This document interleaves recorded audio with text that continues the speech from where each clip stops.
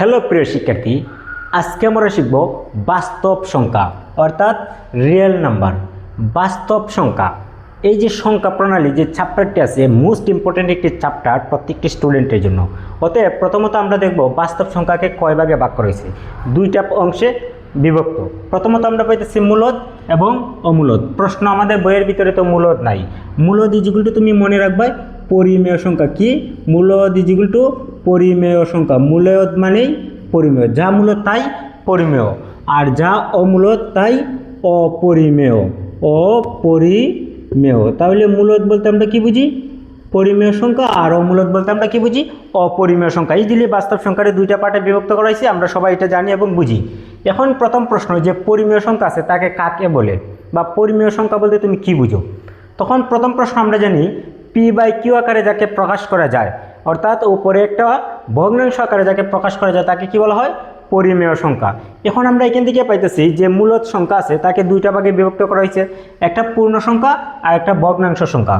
পূর্ণ সংখ্যা কোনগুলো ইজিলি আমরা সবাই জানি, 0 1 2 3 4 5, এগুলোর বলা হয় কি পূর্ণ সংখ্যা। আর ভগ্নাংশ বলতে আমরা কি বুঝি, উপরে লব এবং নিচে হর, নিউমেটর এবং ডিনিউমেটর থাকে। যেমন আমি একটা লিখলাম 6/8, এই যে আমি নাম্বারটি লিখলাম, লব এবং হর আছে, এটাকে বলা হয় ভগ্নাংশ।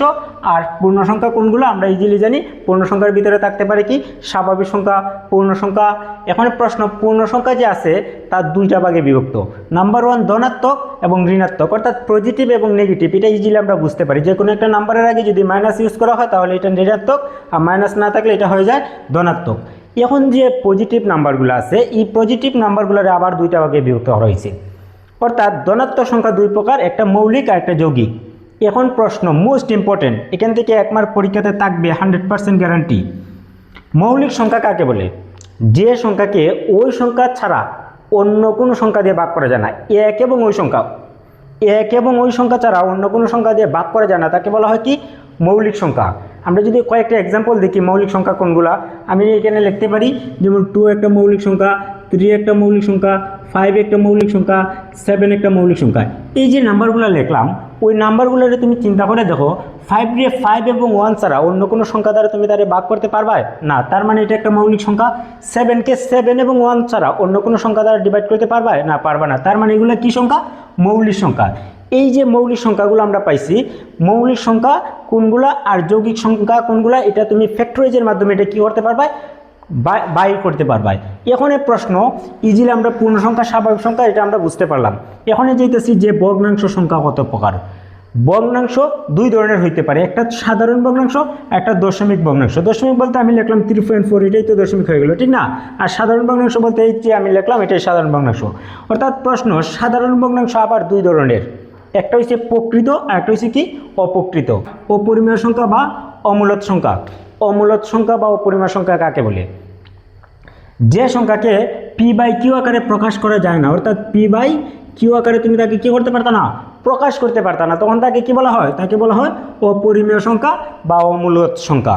এখন এই যে আমরা প্রশ্ন, মৌলিক যে সংখ্যাগুলো আছে, ওই মৌলিক সংখ্যার উপরে যদি রুট থাকে, মৌলিক সংখ্যার উপরে কি থাকে, রুট থাকে, তাহলে প্রত্যেকটা সংখ্যা কি হবে, অপরিমেয় সংখ্যা হবে। প্রত্যেকটা সংখ্যা কি হবে, অপরিমেয় বা অমূলদ সংখ্যা। এবং পাই আমরা অনেক সময় পাই না, এই পাইও একটা কি সংখ্যা, অপরিমেয় সংখ্যা।